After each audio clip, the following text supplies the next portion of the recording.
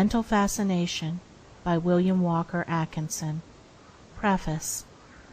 This book is Sidelight Manual No. 1, accompanying my main work entitled The Secret of Mental Magic, and being in the nature of a sequel, supplement, or sidelight thereto. The Sidelight Manuals, of which this is the first, are designed to bring out the details and special features of several of the lessons of which The Secret of Mental Magic is composed, and to give something in the nature of special instruction regarding the actual operation or workings of the principles referred to in the lessons of my main work. The present manual bears the above-mentioned relation to that lesson in my main work entitled Personal Influence. In order to obviate the repetition of the information contained in my main work, I have been obliged to constantly refer to the latter. This would be inexcusable were the present book offered as a separate and independent work, for it might be justly considered as an effort to force my main work upon the attention of the reader, for the purpose of increasing its sale. But insomuch as the present book is advertised as a sidelight, and its relation to my main work is plainly stated in every notice, and particularly as its sale will be almost exclusively among those who have already purchased and studied my main work, I think I may reasonably ask to be absolved from such suspicion. I think that I have condensed much valuable information within the pages of this book, and I trust that my readers will like the work as well as I do. But be that as it may, I defy anyone to read it without gaining a strong practical realization of the powerful part, for good or ill, that mental fascination is playing in this 20th century world of ours. And I feel that the majority will agree with me that it is time that this potent influence should be studied, understood, mastered, and its sting extracted by such universal knowledge of its principles as will serve to destroy its improper employment. To those who may consider this rather dangerous knowledge to be spread broadcast, I will say that ignorance is no protection.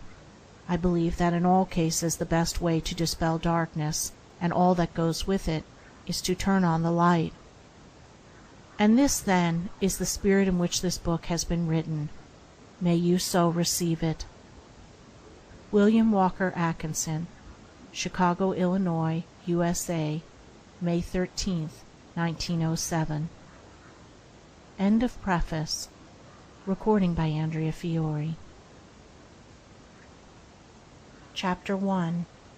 What is mental fascination? Fascination means the act of fascinating, or state of being fascinated. The word fascinate springs from the Latin word fascinare, meaning to enchant, bewitch, charm by eyes or tongue, captivate, attract, etc.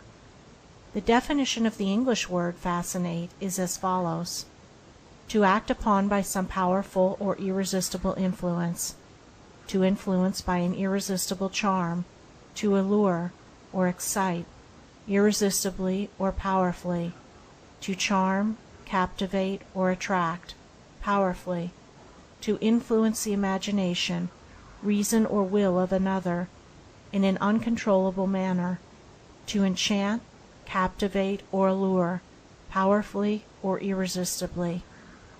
The above definition is condensed from a number of the best dictionaries, and gives the cream of the idea embodied in the word. My definition. In this manual I shall use the term mental fascination in the sense of the action of a mental force that powerfully influences the imagination, desire, or will of another. This is my own broad definition, which includes all the varied phenomena of personal magnetism, psychological influence, hypnotism, mesmerism, charming, etc., etc., all of which I hold to be but varying phases of phenomena of one force. These things are all a bit of the same piece, in spite of the claims to the contrary on the part of those who did not like the relationship. The nature of the force.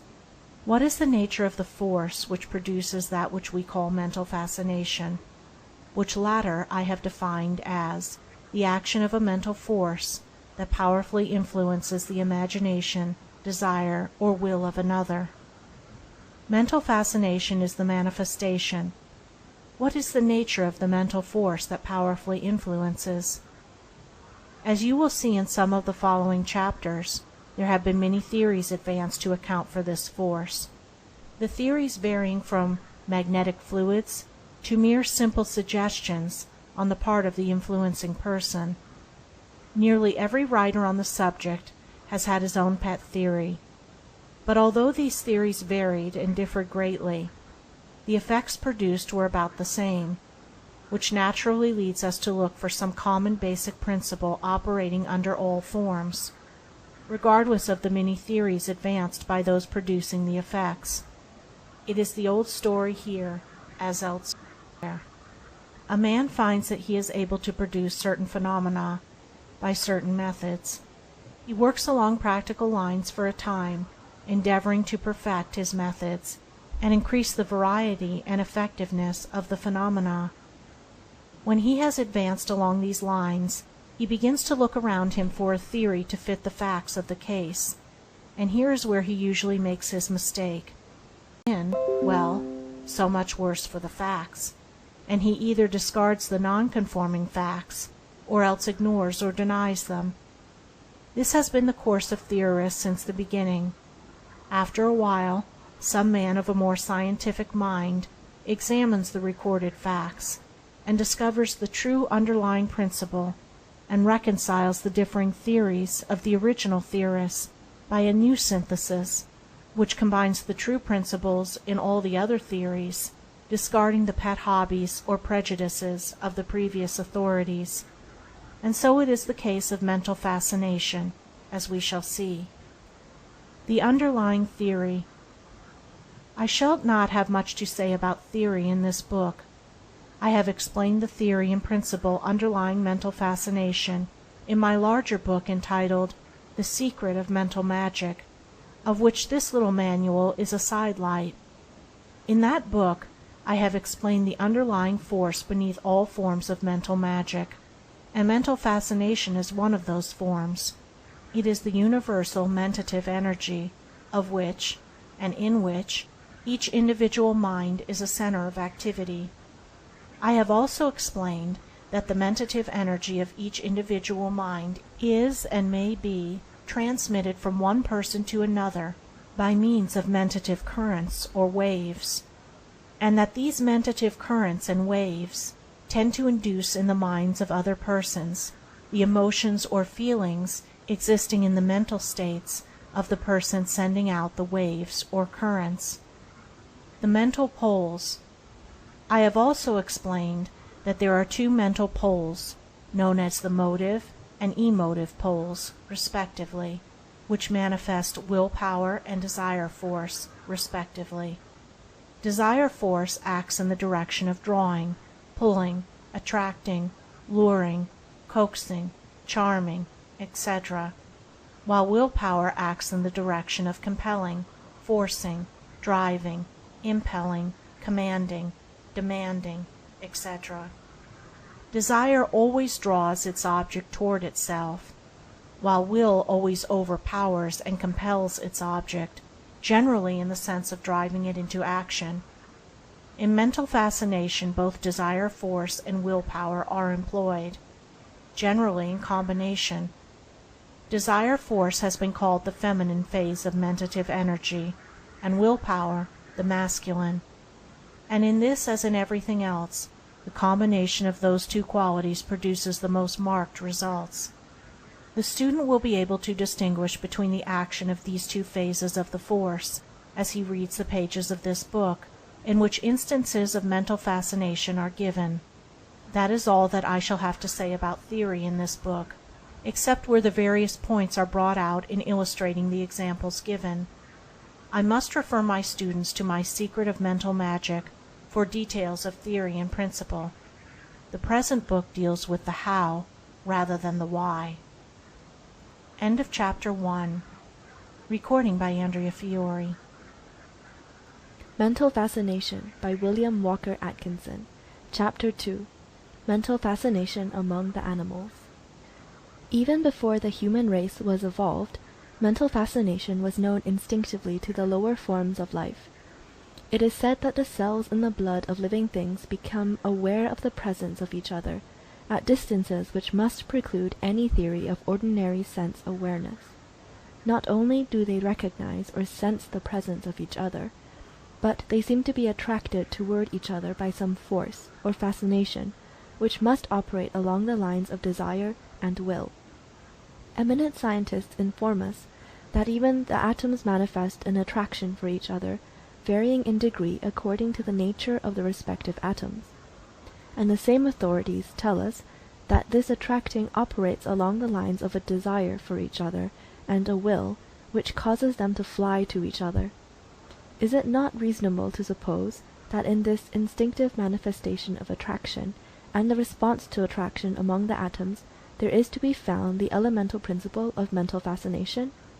And are not the phenomena of electrical attraction and magnetic attraction related to the human phenomena by a long series of links in a grand chain? The two phases. But leaving the above questions without further consideration, we may find an abundance of proof among the higher forms of the lower animals. Among the animals we find many instances of the power of charming or fascinating, both of which I hold to be but varying forms of manifestation of mental fascination, as I use the term, i.e., the action of a mental force that powerfully influences the imagination, desire, or will of another. This mental fascination among the animals manifests along two lines, viz. 1. Along the lines of desire operating in the direction of sex manifestation, such as the winning of mates, etc., and 2.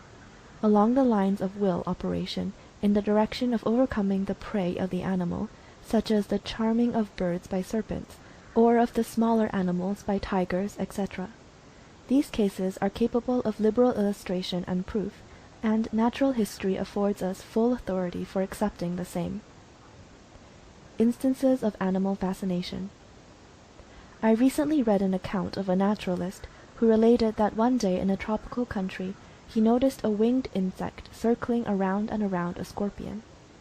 After a bit, the insect made a series of desperate plunges at the scorpion, as if in a frantic desire to terminate the charm, the scorpion soon striking down the insect, and afterwards devouring it. It is related by travelers that when one comes suddenly in the presence of a lion, tiger, or leopard, his legs seem paralyzed, and the eyes of the beast seem to exert a peculiar fascination and power over him. I have seen a mouse manifest the same emotion in the presence of a cat, and the same is true of a rat in the presence of a ferret or similar enemy. On the other hand, every observer has noticed the wonderful charming power that animals exert over others of their kind, of the opposite sex. If you have ever witnessed the courting of a bird during the mating season, you will have a keen sense of the reality of the power employed. One of the birds, and it may be either the male or female, will be seen to actually fascinate or charm the one of the opposite sex, the latter lying still with quivering wings and a helpless expression in its eyes. When compared with the attitude of the same bird when charmed by a serpent, the resemblance will be striking. Scientific testimony. I have before me a book written in 1847, which relates quite a number of instances in the operation of mental fascination among the lower animals. I will give you a few of them, condensed and abbreviated. Professor Silliman is quoted as stating that one day, while crossing the Hudson River at Catskill, he passed along a narrow road with the river on one side and a steep bank covered by bushes on the other side. His attention was attracted by the sight of a number of birds, of a variety of species, who were flying forward and backwards across the road, turning and wheeling in strange gyrations, and with noisy chirpings, seemingly centering over a particular point of the road. Upon examination the professor found an enormous black snake, partly coiled and partly erect, showing an appearance of great animation, with his eyes flashing like a brilliant diamond, and his tongue darting in and out. The snake was the center of the motion of the birds.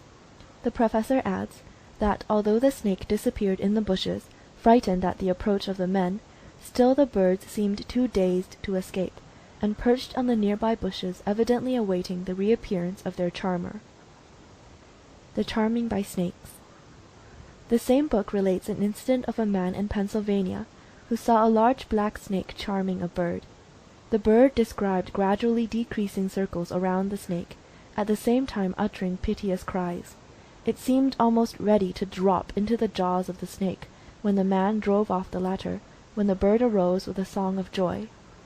Another case is related of a ground squirrel, which was observed running to and fro between a creek and a large tree a few yards distant. The squirrel's fur was badly ruffled, and he exhibited fright and distress. Investigation disclosed the head and neck of a rattlesnake protruding from the hole of the tree and pointing directly at the squirrel. The poor squirrel at last gave up the fight, and yielding to the fascination, laid himself down with his head very close to the snake's mouth. The snake then proceeded to swallow the squirrel, when his meal was interrupted with a cut of a carriage whip in the hands of the observer, and the squirrel, released from the spell, ran briskly away. Interesting instances. Dr. Good is quoted as having made quite a study of the curious fascinating power that rattlesnakes manifest over small animals, such as birds, squirrels, and young hares, etc. He relates that these animals seem incapable of drawing their eyes away from those of the snake, and, although seemingly struggling to get away, they still gradually approach the snake, as though urged toward him, or attracted by a power superior to their natural instincts. He goes on to state that the animals creep nearer and nearer, until at last it is drawn into the serpent's mouth, which has been open all the while to receive them.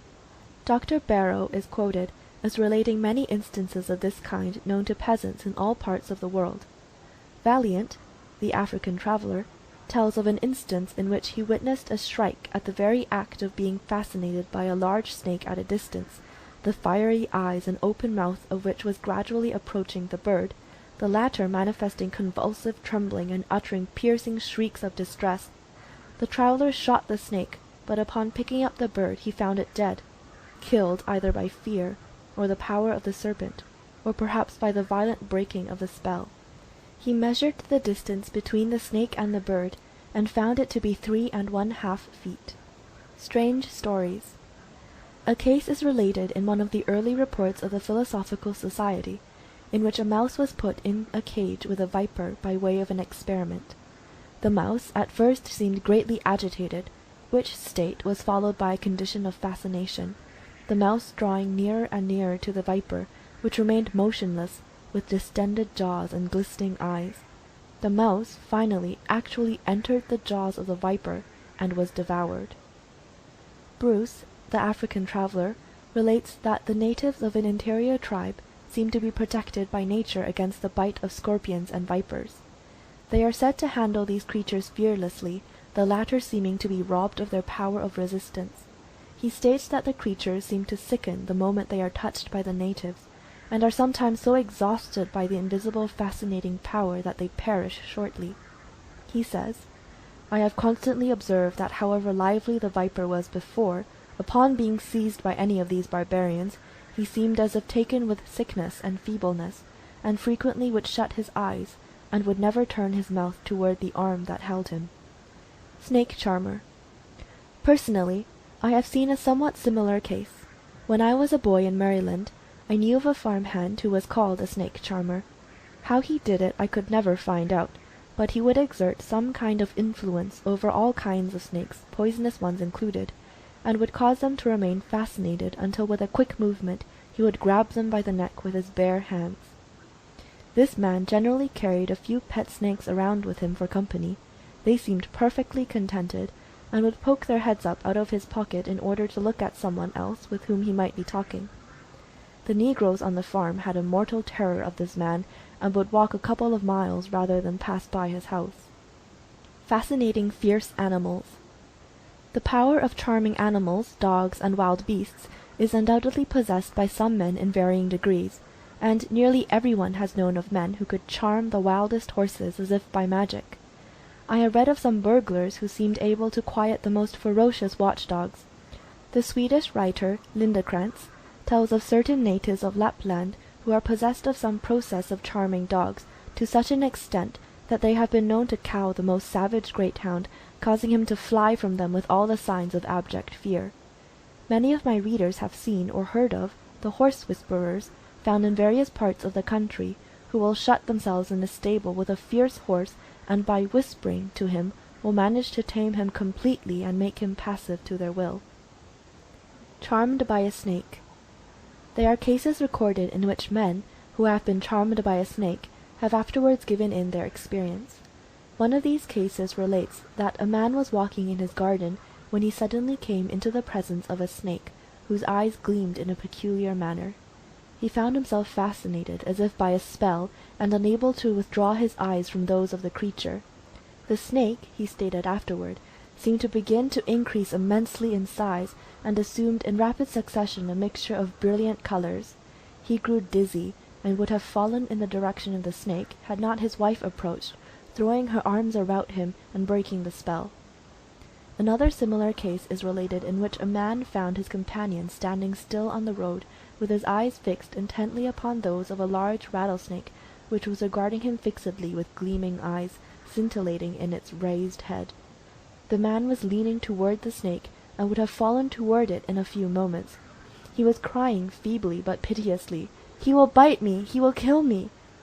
"Sure he will," replied his friend. "Why don't you run away? Why are you staying here?" But the man seemed perfectly dazed and distracted, and could not answer. The companion finally picked up a stick and struck at the snake, which glided away savagely. The fascinated man was sick for several hours afterward. A personal experience. When I was a boy I had somewhat similar experience, although not nearly so serious. Walking one day among a grove of trees belonging to my grandfather, I found myself standing, staring intently at a snake about 2 feet long, whose eyes glistened like large diamonds. In a moment I ceased to see anything but those awful eyes, which glistened and displayed all the prismatic colors to my frightened glance. It lasted but a moment, however, for the snake glided away, seemingly as anxious to get away from me as I was to part company with him. I cannot say whether the spell would have been broken by me if the snake had not moved away. Perhaps it might, or perhaps not. All that I remember now, after the passage of 35 years or more, is that I did not seem to feel fear after the first shock, my feeling and emotion seemingly being that of great wonder and amazement arising from what I saw in those eyes. An elemental force. But I have said enough regarding the manifestation of mental fascination among the lower animals. There are many interesting instances of this sort scattered through the pages of books on animal life, and nearly everyone who has lived in the woods or among wild life knows of many cases illustrating this fact, which have come under his own observation. I have mentioned these features of the subject merely for the purpose of showing you that we have to deal with a general natural principle which manifests throughout all life. This book has to deal with the manifestation of this force among men, but in closing this chapter, I would ask you to notice the resemblance between the manifestation of the force among the animals on the one hand, and among mankind on the other.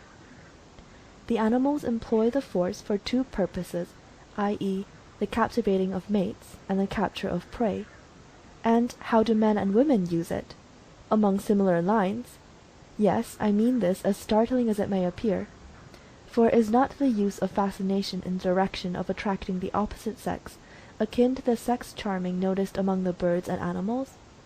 And is not the use of fascination in the direction of influencing men and women along the lines of business or personal interest akin to the charming of prey by wild animals, serpents, etc.? You may see that evolution simply changes the form of use in this and other natural qualities and power, the force or power remaining the same under all of the changes. And does it not become important for us to understand, study, and guard ourselves against the employment of such an elemental force as this, which manifests along all planes of life, from lowest to highest? I emphatically answer yes. End of chapter 2. Mental Fascination by William Walker Atkinson. Chapter 3. The Story of Mental Fascination. The story of mental fascination runs along with the history of the human race, for it has always been known to man in some form. Coming to primitive man along with other inheritances from still lower forms, it was used from the beginning. Its earliest forms were similar to its employment by the lower animals, such as has been mentioned in the preceding chapter. The strong-willed of the race influenced and dominated the weaker-willed ones. Without understanding its laws, the strong-willed barbarians discovered that they possessed a strange power of inducing mental states among their weaker-willed companions, and were thus enabled to work their will upon them. Many of the leaders of barbarian races owe their positions of prominence and leadership to this law of mental induction. The magic of the priests. But along with the rise of leaders, there was manifested a similar rise in power and influence of the priests. All races have had their priests, and have today. A priest is a man whose office is that of a mediator between men and their divinities, one who claims to represent the supernatural entities in their dealings with men, a religious or spiritual middleman, as it were. I use this expression in all seriousness, and with no desire to sneer at the priestly offices, which have played an important part in the history of the race. The priests, not being occupied with warfare or agriculture, and by reason of their support being contributed by the people, found plenty of time to think, a somewhat rare privilege in the early days, and even in these times for that matter. And so there gradually arose among all peoples a priestly caste that possessed the bulk of intelligence of the race. These priests soon began to recognize the importance of the mental forces, and they studied the underlying principles and laws of operation. This, of course, gave them an additional hold on the people, and a power over them.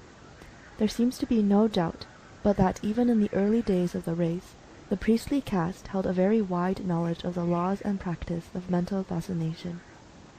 Mystic powers.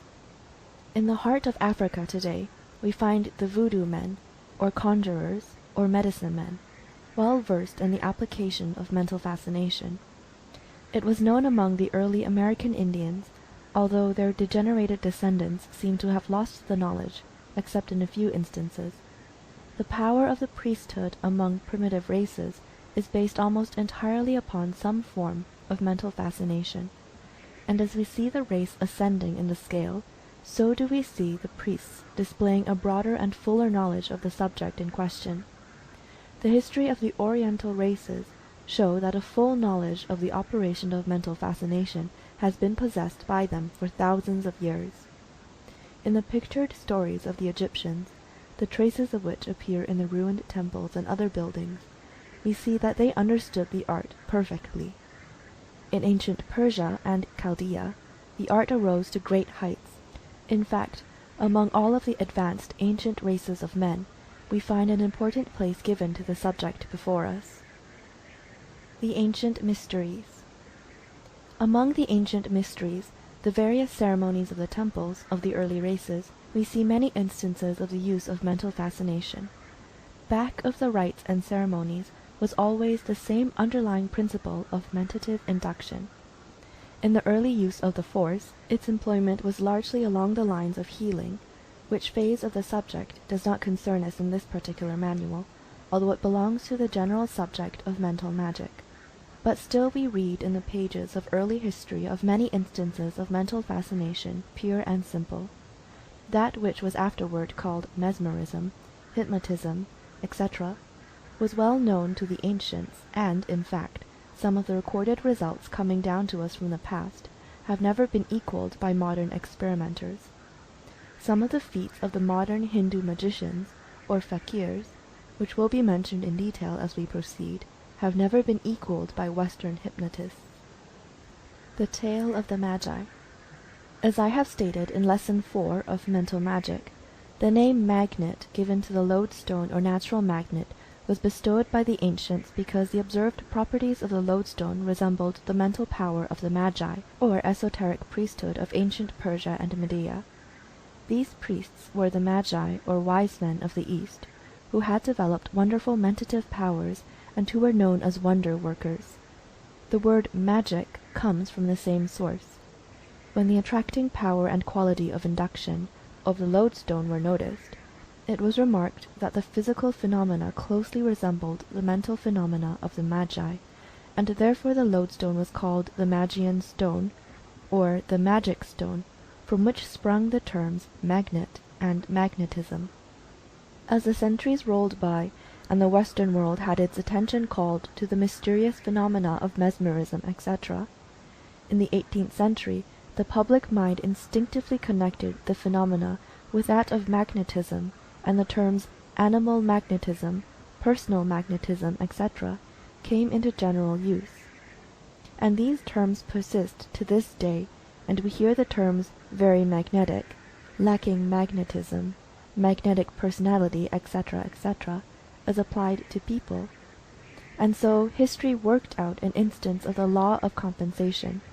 The magnet, which took its name because its properties resembled the phenomena resulting from the use of mentative influence by the magi, repaid the debt after many centuries, and served to give a name to mental manifestations resembling those of the magi in the dim past. The magnet gives back to the modern magi the name it borrowed from the magi of ancient Persia. This is an interesting bit of occult history, little known to the general public. Julius Caesar's fascination. Ancient history is full of instances of the operation of mental fascination among the people of the early days.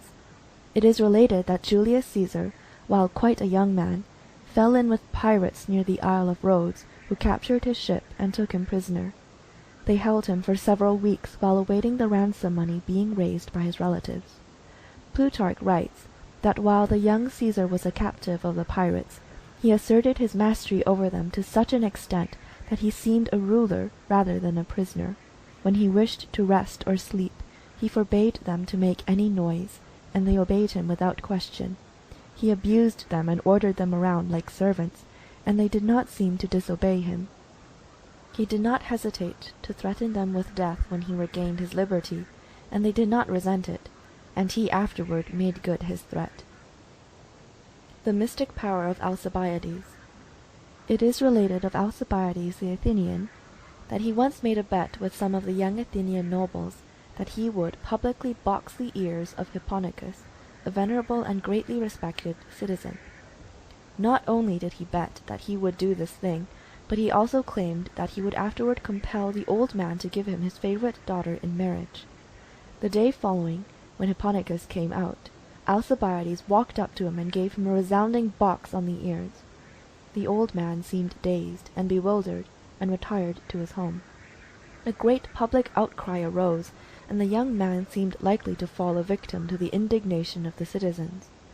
But the next day Alcibiades went to the home of Hipponicus, and, after making a pretense of baring his back for punishment, he managed to induce in the old man a feeling of good humor and mirth, and obtained his pardon and good-will, the latter increasing daily thereafter until finally he grew so devoted to the young man that he offered him the hand of his daughter in marriage, which was accepted. Any one who is acquainted with the recorded character of the Athenians will realize what a wonderful occurrence this was. It was a striking exhibition of mental fascination, without a question. The Napoleonic charm. All the great generals of history have possessed this quality. Caesar, Alexander the Great, Napoleon, Frederick the Great, and the modern mystic warrior General Gordon all managed their men in a mysterious and wonderful manner, so that their troops worshipped them as almost gods, and went to their death willingly and joyfully. The single instance of Napoleon when he returned from Elba and confronted the Bourbon army drawn up to capture him should satisfy anyone of the possession of the greatest fascinating power by this wonderful man.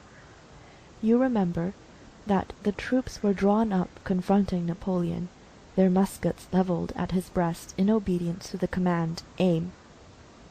Napoleon, who was on foot, marched deliberately toward the troops with measured tread, gazing directly into their eyes. Then the officers shouted, "Fire!" A single shot would have killed Napoleon, and would have brought to the man who fired it a fortune from the Bourbon king. But not a man obeyed the order. So completely were they under the spell of Napoleon's fascination. Instead of firing, they threw down their guns and ran joyfully toward the Corsicans, shouting, "Vive l'Empereur!" Their officers fled, and Napoleon, placing himself at the head of the troops, marched on to Paris. other troops flocked to his standard at each point where he confronted them, although they had been sent out to capture or kill him. By the time the gate of Paris were reached, he was at the head of an immense army. The fascination manifested by this man was one of the marked instances of its possession of which we have any record, and it seems to endure to this day, almost a century after his death. The very mention of his name makes one's blood tingle. Modern examples. All great leaders of men, statesmen, orators, politicians, etc., have the power of mental fascination developed to a considerable degree. If you have ever come in contact with a man of this sort, you will always remember the impression he made upon you. Every man who knew James G. Blaine will remember his personal magnetism, of which so much was said during his lifetime. Anyone who heard the famous speech of William J. Bryan at the Chicago Convention, in which he made use of the famous expression, "Thou shalt not press upon the brow of labor the crown of thorns, thou shalt not crucify mankind upon the cross of gold," needs no further proof of the reality of mental fascination. Bryan was almost unknown to the majority of the delegates, and no thought of nominating him was entertained by them, but his magnetism was so great that it swept the convention like a mighty tidal wave, carrying all before it, and Bryan was carried around the hall on the shoulders of the delegates, who afterward made him their nominee for president. And although defeated twice, this man still possesses a wonderful fascination over hundreds of thousands of people in this country, who would rally around his standard at any time that he would sound the call. Henry Ward Beecher, at the great meeting in England, manifested the same power. The whole meeting was against him, and drowned his words by hoots, yells, and other noises, but Beecher looked them straight in the eye, and gradually cowed them into subjection, and then talked to them for 2 hours, and fairly carried the meeting by storm. He was but one man facing thousands of other men hostile to him, and determined to prevent him from speaking. But the single man won, by the power of his mental fascination, manifesting in the phase of will. It was not alone the words. In these cases, it was the will behind the words. The will is an actual living force, and is one of the 2 great phases or poles of mental fascination. Mesmer and his work. Coming down to the latter part of the 18th century, and omitting all reference to the phenomena of mental fascination recorded in the Middle Ages, we reach what may be called the beginning of the revival of the subject among the Western peoples. I allude to the work of Frederick Anton Mesmer, a man who understood far more than he taught, but who was regarded as a charlatan and a trickster by the ignorant, learned men of his day. Those who are informed regarding the secret history of Mesmer know that he was an occultist of no mean attainments, who was compelled to cloak his real teachings with popular theories and sensational phenomena, in order to gain the attention of the world, and also to escape religious persecutions. Mesmer was born in 1734, and in 1775 began his work in Vienna by writing and teaching about a mysterious universal fluid, which was able to control the wills of people, and also cure them of diseases, and which could be controlled and operated by man. He taught that there was a universal fluid which permeated everything, and was capable of receiving and communicating all kinds of motions and impressions. This fluid, he thought, acted immediately upon the nerves, in which it is embodied and produced in the human body phenomena, similar to that of the lodestone or magnet. He called this fluid animal magnetism. He taught that this magnetism flowed rapidly from body to body, acted at a distance, was reflected by a mirror like light, etc., etc. Mesmer attracted to himself great attention and great abuse. On the one hand, he was sneered and scoffed at, and also driven out of the church for possessing the power of the devil and witchcraft. But, on the other hand, he gathered around him a body of supporters and students. He was investigated by a royal commission and by scientific bodies with varying results. The coming of the French Revolution interfered with a general interest in the subject for a number of years. Mesmer's followers adhered to his general lines of theory and practice, with unimportant additions or changes. The Abbé Faria. In 1814, the Abbé Faria attracted much interest in Paris. His theories were different from those of Mesmer inasmuch as he claimed that the sleep produced by Mesmer and his followers was not the result of any outside force, but was caused by the patient himself. For a number of years a spirited contest was waged between the two schools of mesmerists, and much bad feeling was developed. Braid and hypnotism. Then came James Braid, the Manchester surgeon, who proceeded to tear down the accepted theories, substituting one of his own. Braid may be called the father of hypnotism, the term being first employed in connection with his work. His theory was that there was no such thing as animal magnetism, but the phenomena obtained by Mesmer and his followers were caused by a physiological condition brought about by physical means, such as fixing the eyes, rigidity of the muscles, etc.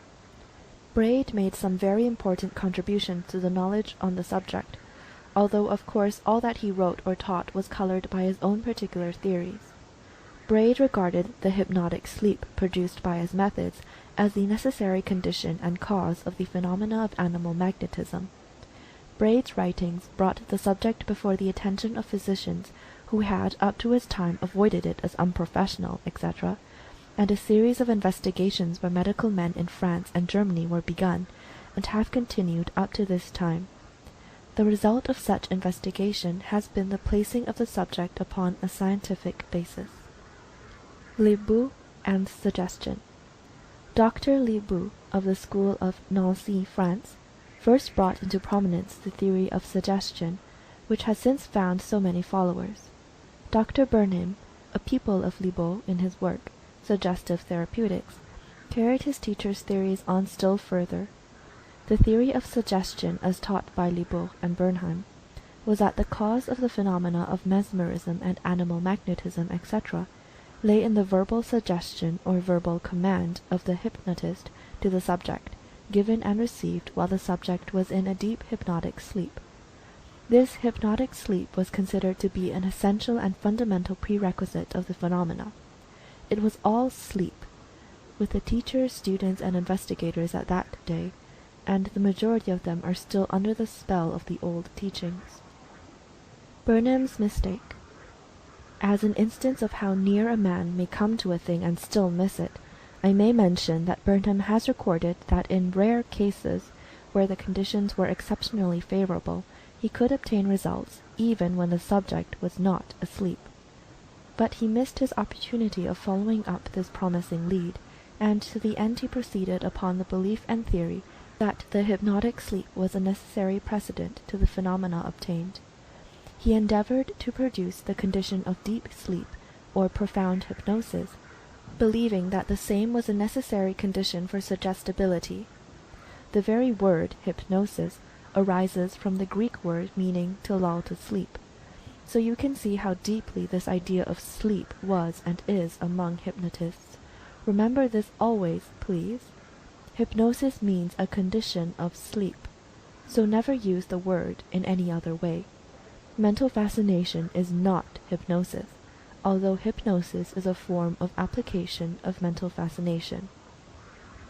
The New School. During the past 10 years or so there has arisen a new school of investigators of the phenomena of mesmerism, etc. This new school proceeds upon the theory that the hypnotic sleep is merely an incident, and that all the phenomena obtained by the earlier authorities is possible without the production of a sleep condition. In other words, sleep is not a necessary condition of suggestibility. This brings a new school of the suggestionists very near to the occult idea of mental fascination, although there are some radical differences, as I shall show in a moment. In 1884, Dr. Bremond announced that he had made the discovery that there is a fourth hypnotic state, which he called fascination, which left the subject in full consciousness of his surroundings and remembrance of what had taken place. If Bremond had only had the courage to omit the fetish word hypnotic from his statement, he would have founded a new school, but he didn't. The German Frohman wrote a large book on the subject of fascination, which he defined as hypnotism without the putting to sleep. The truth about suggestion. Some of the best work along the without sleep hypnotism has been done by American experimenters and investigators, principally physicians, nearly all of whom believe that suggestion is the explanation of the whole thing, and that there is no such thing as a passage of mental currents. These suggestionists hold that the subject acts upon the command and suggestion and does what he is told, and that is all there is to it. The suggestible condition to them means a condition in which the subject yields up his whole attention to the operator, and thus becomes suggestible, the degrees varying with the temperament, etc., of the subject. While the suggestionists believe that suggestion is a whole explanation and cause, I hold that it is but one of the methods of producing the effects, and that back of suggestion is the induction of the mental state by the suggester, as I have stated in my work on mental magic, and as I shall bring out in the present manual. Personal magnetism. Along with the new theories of suggestion without sleep, there has arisen a great interest in personal magnetism during the past few years. There has been much written on the subject, some good and some ridiculous, and some between the two extremes. The laws of the subject are being studied by the thinking public. There has been a great revival in the interest in occultism, which, together with the various phases of mental science, theosophy, new thought, and kindred subjects, has attracted the attention of a large portion of the public to the general subject of mental magic, and to the special subject of mental fascination in particular. And this manual is written in response to the present demand for definite information on the subject. I feel sure that I will be able to show you that the law of mentative energy, in its operation along the line of mentative currents as stated in my book on mental magic, will account for all the phenomena mentioned above in the history of the general subject, as well as many other forms. I believe that I can bring it all under the definition of the action of a mental force that powerfully influences the imagination, desire, or will of another, which is my definition of mental fascination. End of Chapter 3. Mental Fascination by William Walker Atkinson. Chapter 4. The Reconciliation. In my last chapter I have shown you the opposing theories of the various schools which have investigated and experimented along the lines of mental fascination under some of its many names. All of these schools obtained results, notwithstanding their varying and diametrically opposite theories, the same kinds of results, remember. And more than this, they all obtained these results in very much the same way, when we come to examine the essence of the procedure, after discarding the forms added to fit in with the particular theories of the practitioner. A new synthesis. I believe that all the opposing theories of the schools may be reconciled by a new synthesis, that of mentative energy with its incidental phenomenon of mentative induction, as set forth in my Mental Magic, and further expounded in this little manual of which this chapter is a part. I believe that theories so far divergent as Mesmer's universal magnetic fluid, Abi Faria's sleep, Braid's hypnotism, Bovie Dodd's electrobiology, Leiboldt's suggestion, Bernheim's suggestion, the later suggestion without sleep, Brehmen's fascination, and the various other theories advanced since the time of Mesmer, can be reconciled and harmonized by a careful application of the theory of mentative induction as advanced in my work on Mental Magic. And I believe that all the phenomena obtained by any and all of the above schools, as well as the phenomena of the ancient fascinators, and the phenomena known as personal magnetism, charming, personal influence, magnetic personality, etc., etc., of ancient and modern times, may be accounted for by the same theory. And so this chapter shall be devoted to the reconciliation of the various old theories with this basic principle of mentative induction. Mesmer explained. Let us first examine the real facts underlying Mesmer's theory of the universal magnetic fluid. Mesmer taught that there existed a peculiar subtle fluid, magnetic in its nature, which was diffused throughout all space, which permeated everything, and which was capable of receiving and communicating all sorts of motions and impressions. He taught that this fluid flowed freely from one body to another, acted at a distance, and could be reflected by a mirror, etc.